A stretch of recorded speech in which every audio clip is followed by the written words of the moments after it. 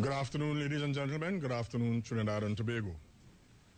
We are here again, as we have been for the past 5-6 days, to apprise the national community where we are at with respect to operations dealing with our present state of emergency. As is the norm, I'll deal with just a few points, and then I will invite my colleagues to share in more detail what has happened over the last 24 hours.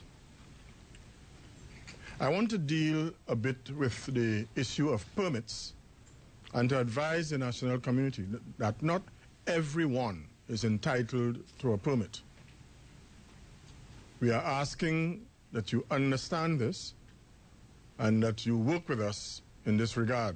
You don't want us, it will defeat the purpose of the exercise if we were to have, during the curfew hours, the streets full of vehicles. This is not what we want.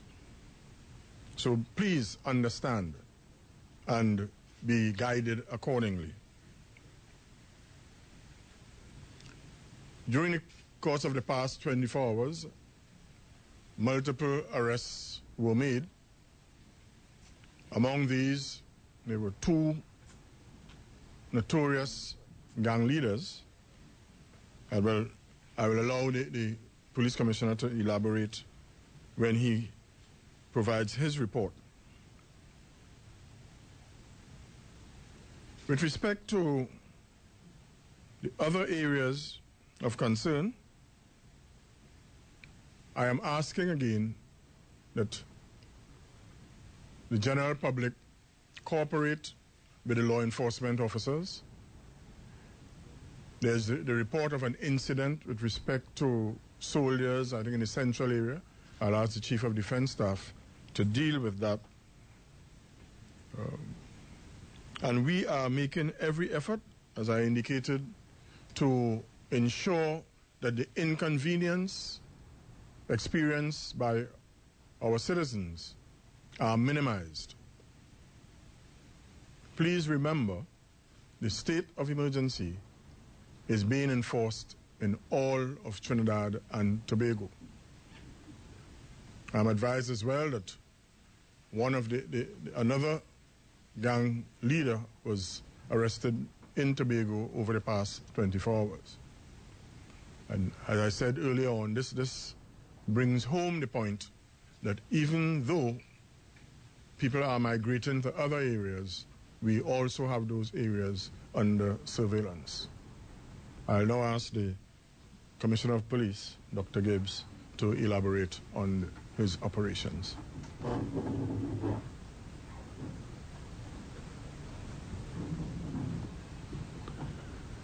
Thank you, Minister Sandy. Again, we continue on with our operations to basically disrupt and dismantle the gangs that are here in Trinidad and Tobago, the gangs that are causing us the most problems and causing our citizens to fear and to worry about their safety and security throughout the nation. As was stated, over the past 24 hours, we have made, again, another significant number of arrests. And this included the 3 people alluded to from the minister. One person was in Tobago and is a known drug dealer, drug leader in that community. Over the last 24 hours, between 8 a.m. August 25th and 8 a.m. today, we have seen an additional arrests of 147 people. Of those, 75 are related to gangs. 8 have been involved or suspects in homicides. 21 are related to drug offenses. 4 for breach of curfew. We had 1 firearm-related offense. Serious offenses, 19, and 4 outstanding warrants. And this included the seizure of 150 rounds of ammunition.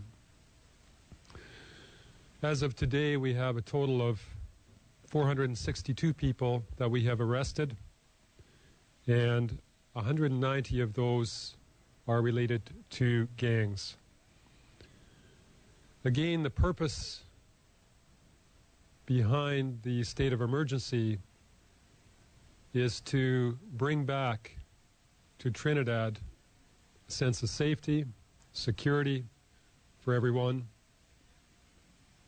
And so far, we are seeing successes.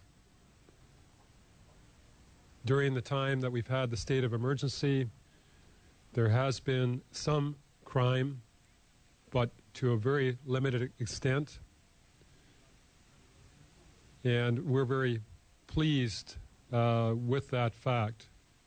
And we continue and intend to continue dismantling the gangs and to create that safe environment for everyone here in Trinidad and Tobago. Thank you.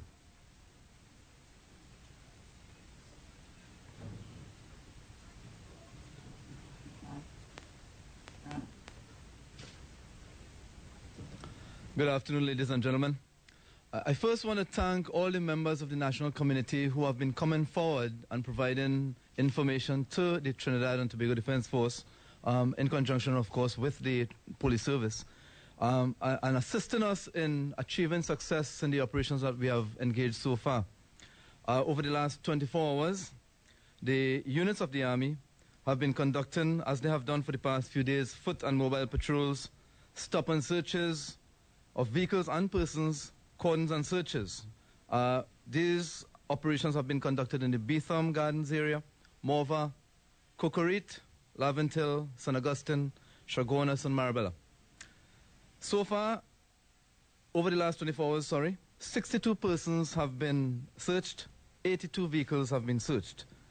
In the area of the Beetham Gardens, 13 persons were arrested for gang-related crimes, and 1 for illegal possession of camouflage clothing, along with the recovery of 15 rounds of 9mm ammunition complete with magazine and 3 rounds of .38 ammunition.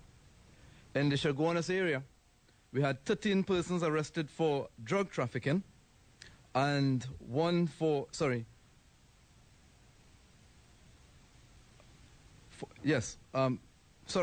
in the Beetham Gardens area, gang-related crimes, and in the Chaguanas area, 13 persons arrested for drug trafficking, a total of 26 persons arrested by the members of the Defense Force over the last 24 hours. We are also engaged in robust intelligence gathering efforts, and in that regard, we have seized so far 1 cell phone that contains usable data of interest to national security, which will be used in future operations. The Coast Guard continues to conduct its operations as indicated in the last brief, as well as the Air Guard doing its air surveillance operations. No seizures have been yet undertaken by the Trinidad and Tobago Coast Guard in that regard. I know that the Honorable Minister wants me to speak briefly on the matter of a report of an incident of an alleged beating by soldiers in the Forest Park area during the conduct of an operation at that location. Let me just point out that at present, I do not have information on that incident that points to the allegations of the beating. I will say, however, that an operation was conducted at that target of interest in the Forest Park area, which happens to reside in the primary training area of the Trinidad and Tobago Army. Most of the field exercises and preparations for operations such as these are conducted in that area, and we have an excellent relationship with the community in the Forest Park area, and it is from that area we have gathered information in this regard. That target has been under surveillance for 2 months, and so yes, there is a confirmation here that an operation, a cordon and search operation, was conducted there, but we do not have information on any alleged misconduct by soldiers. And I just want to reiterate the point that our soldiers and sailors and airmen are operating under very strict guidelines to ensure that they adhere to the highest standards of military conduct and professionalism in all of these operations. And one component of the guidelines speak to humane treatment with civilians during these operations. So I just want to give the national community the assurance that we will continue to engage in a professional manner. If any report is substantiated, they will be dealt with in accordance with the military code of the Uniform Code of Military Justice and treated expeditiously. Just want to give that assurance. So, ladies and gentlemen, thank you for your kind support.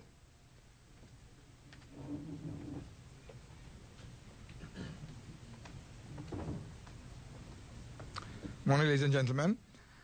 Today I want to report on the operationalization of the tribunal appointed by the Honorable Chief Justice. That has been the subject of public disclosure in terms of the 3-member tribunal. We have Mr. Gilbert Peterson, Senior Counsel, as Chair, Ms. Deborah Peake, Senior Counsel, and we have Mr. Rajman Lal Joseph. That means, therefore, that the rights of those who are detained pursuant to these regulations would be adequately protected, and the procedural safeguards envisaged by the Constitution during a state of emergency are there and intact. It means that the government is adhering to the rule of law during this state of emergency for the benefit of all citizens, for the protection and defense of human rights. That said, the Office of the Attorney General has put together a high-powered legal team that will defend and represent the interests of the state against those who have been detained, to ensure that justice is done and to ensure that there is no imbalance in the scales of justice. Because I firmly believe that those who are petitioning to seek their early release and those who are petitioning to get some form of mercy, that those matters deserve the very, very careful deliberation and consideration and the best possible legal representation on behalf of the state and the people in this country. I wish to make a point, leaving from where Chief of Defense left off, and that has to do with the allegations, or the one allegation, I should say, of some form of brutality. It has come to my attention that the scope and ambit and the reach of the tentacles of these gangs, and the gang leaders in particular, and the level of organization and the depth of the roots of these gangs into some communities and the manner in which they have penetrated is such that when you arrest the gang leader, it is almost as if the entire community is affected and up in arms. And I've been receiving reports that there are people who are going about actually asking individuals in those communities whether they go take a little lash with a whale on their back because TV camera coming and you have to say the police do it or the soldier do it. I want to alert members of the media not to fall prey for these tricksters and what may very well be a hoax. I am not saying that there will not be incidents and casualties during a state of emergency, but what I am saying is that we need to be very, very careful that we are not being set up by the gang members and gang leaders who have influence over these communities and who are trying to win public sympathy and court public opinion in their favor by virtue of these underhand tactics. As the Chief of Defense indicated, he has conducted a thorough investigation. They had someone who is a major player in the underworld and in violent crime and the drug trade. For 2 months, you have that person under surveillance. And all of a sudden, when you move in, one fella in the community come out and put it back to a camera and show 2 whale. And his buttocks is exposed to the children of our nation on national TV during prime time. I wonder whether or not all those children who died at the hands of the very gang members and gang leaders, I wonder whether or not the cameras shouldn't flash upon their corpses and carry the tears of the mother and the screams that emanate from the depth of a mother's womb for her child long before the newspapers and the population have forgotten about them. The mother who spoke last week on television in support of the state of emergency and said she lost her son, who was a big man, will call her when he get the pay packet and say, "Ma, Mommy, I'm coming to carry you for ice cream." She says she remembers her son every single day. So let us not be railroaded by this kind of trickery that is taking place.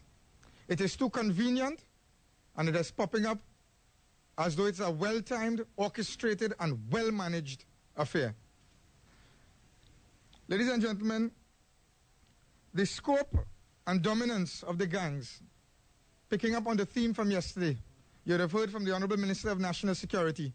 We are not at liberty to disclose where we are picking up some of them, but I want to assure you, it is not only in Nelson Street and the plannings. You'll be shocked to know where some of them are actually housed and the extent of the luxury in which they live. Some people have one house or a little apartment in a planning, but when you check the bank account, when you check the carat or the gold they're wearing, and when you check the amount of girlfriend they're mining, and most importantly, when you check the amount of house they buy with cash money in areas that you can only dream to think about buying a house in this country, it's 4 and 5 residences they have, and they have a roving, nomadic, migrant lifestyle. And with them comes the lieutenant and the chief of command in the structure of the gang. Make no mistake about it, ladies and gentlemen. We have declared war on the gangs for a particular reason, and that is because public safety, law and order was under serious threat in this country. In the past, some of the studies done and conducted on these gangs have revealed that not only are they so highly organized and sophisticated that they control large portions of territories by having subgroups in different communities, so they have cells outside there. They overwhelm the existing gang in a zone by fear of violence and move into territories and take control, bringing in more weapons and drugs, which they then use to entice the young men and women in the area. There may be one gang leader, but there are 5 or 6 commanders under him. Some of the dominant gangs are significant in size and growing in membership.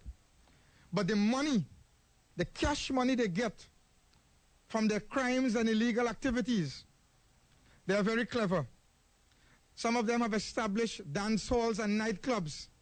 Some of them have gone into fete promotions. And some of them have gone into concerts, bringing down even foreign artists. And they make millions of dollars. They may not wear a jacket and tie because they are too smart for that. But rest assured, they have more money than the man with the jacket and tie. Some of them are even known to cloak what they are doing, we have discovered, by sponsoring community activities, sponsoring a little basketball and football team or a little tournament. But they are doing that as a means of recruitment to attract the young men in the area so that then they can recruit them. When they take out these young men to a nightclub, they take out $10,000 cash from their pocket and they slap it on the table. Order where you want. Girl, take where you want. That is the kind of peer pressure, and that is the kind of mental pressure that is being brought to bear on the young men and women in these areas. And some of them, of course, have formed legitimate, in inverted commas, business enterprises. And they promise employment. They promise employment. And one night, I'm informed by one owner that in one night in a casino, they could easily rake in $600,000 and $700,000 from gang members when they come. $600,000 and $700,000 in cash in one night in a casino in this country. So those are the harsh realities that we face on this side of the fence. And I do not want that the tail wags the dog in the court of public opinion. Make no mistake about it. This country has been at war, and we have been losing for far too long. Now is not the time for weakness and sympathy for those who have terrorized us. Now is the time to stand in solidarity in defense of Trinidad and Tobago and for the creation of a better future for our children. If there are miscreants and if there is any abuse of power, we will treat with it. But we must also stand resolutely to repel any kind of trickery and any kind of false allegations of misconduct against the police and the army. Thank you very much.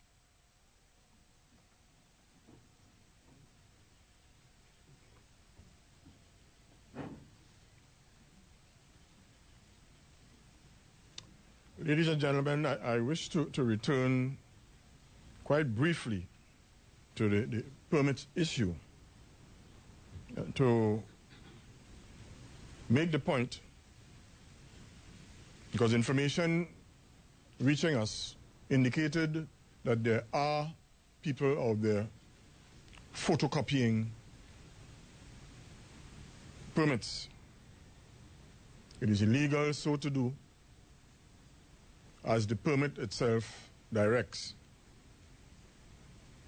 You would be doing that at the risk of being arrested if you attempt to produce that as authentic.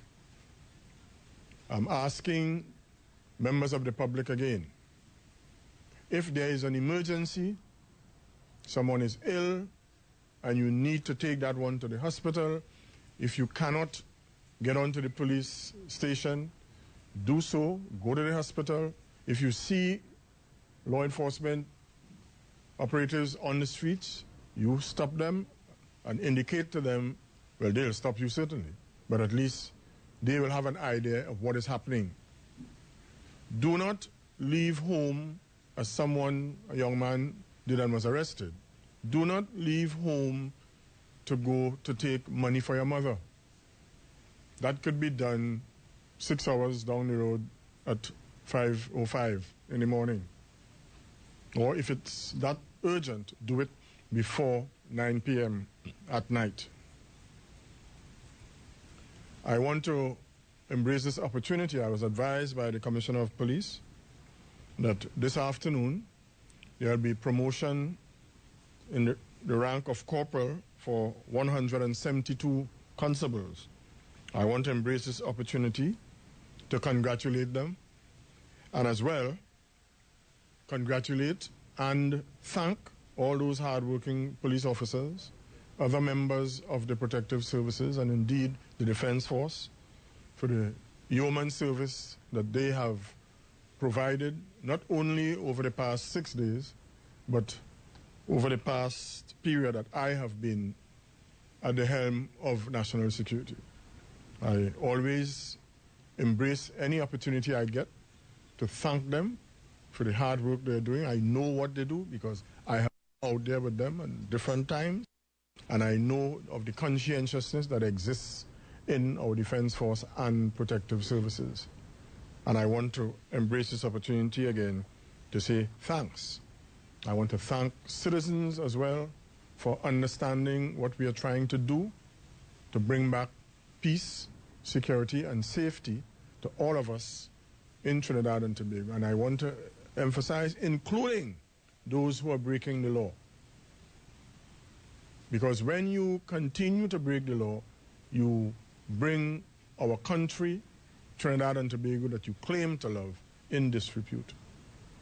And all that happens is sometime down the road, you may become a victim. So we are trying to save you from yourselves as well. Thank you, ladies and gentlemen.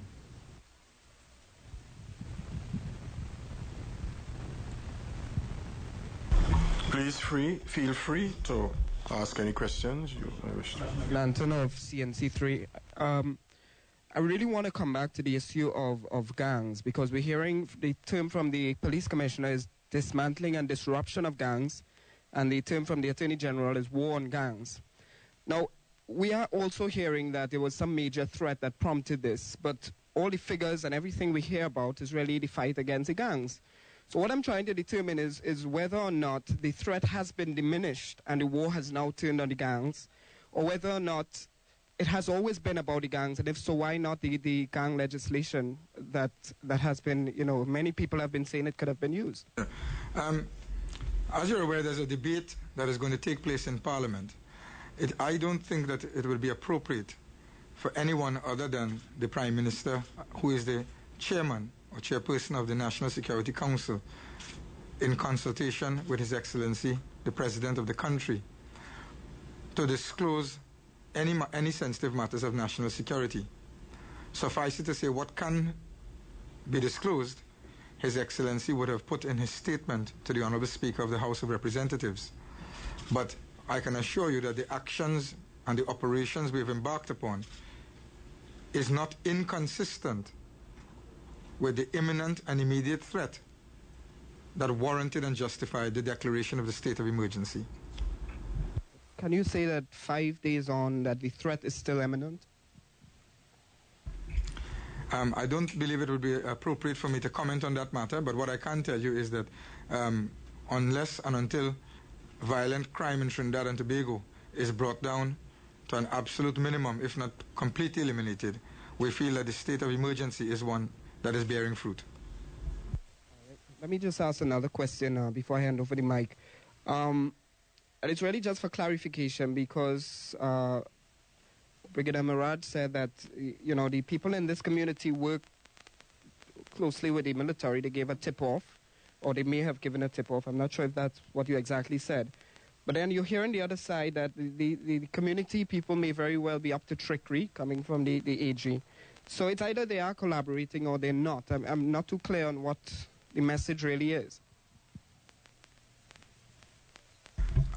I believe what I tried to supply the missing link. The nexus really is the fact that the gangs have infiltrated and penetrated some communities to such an extent that they are almost virtually one and the same.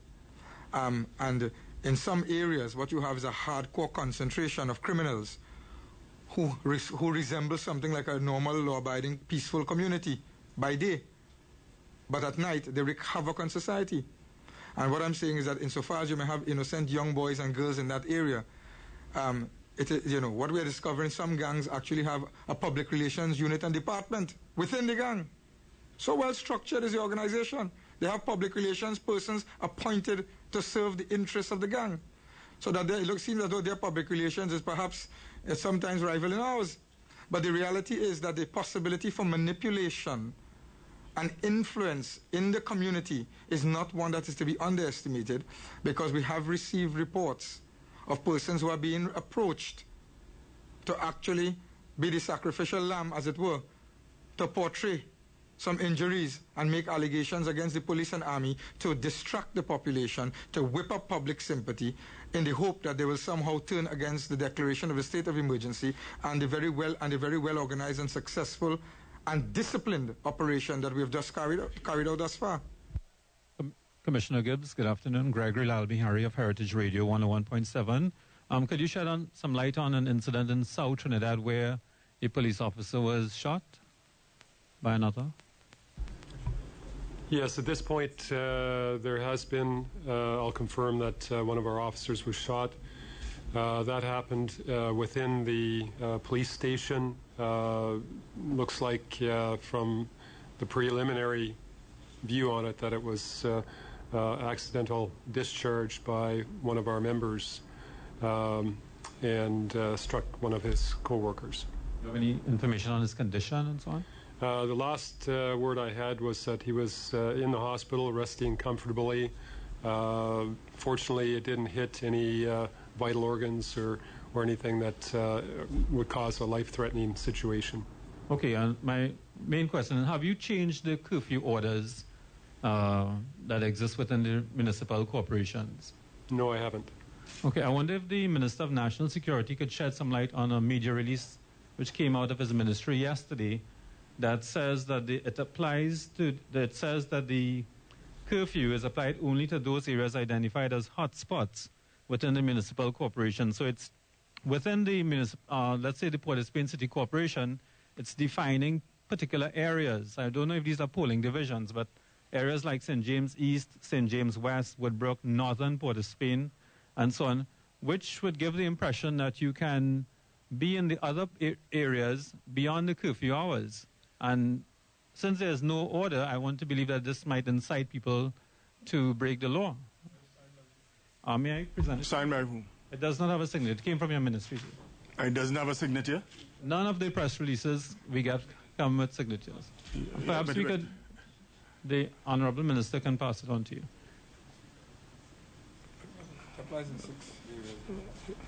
Yeah, I have said on numerous occasions what those 6 areas are, and all of us have said it.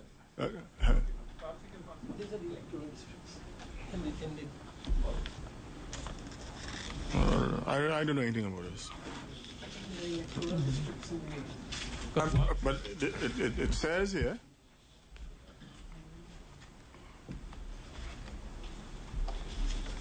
the city of Port of Spain, the borough of Chaguanas, Sawal Aventil Regional Corporation, Diego Martin Regional Corporation, and this is what we have said all along. Ariba? No, sir. If you read the press release, it specifically mentioned that the curfew is only in hotspots, and then it defines subdivisions within those municipal corporations. Well, I don't know where this came from. I've said time and time again, I've written where the curfew exists, and I mean, sometimes, you know, when I invite the press to play back a tape, when they say I say something wrong, play back a tape and say what I've